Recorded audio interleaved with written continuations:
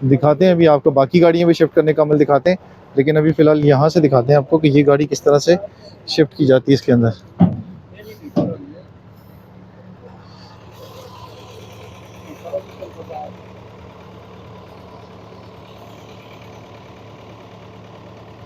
इसका भी steering lock है, इसलिए इस पर टाइम लग रहा है।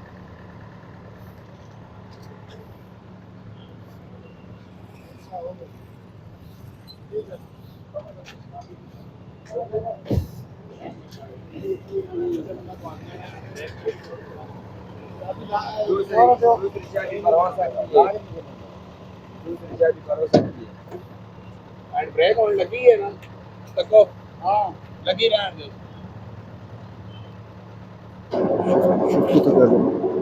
जी लो, ब्रेक भी दबाओ जोर में।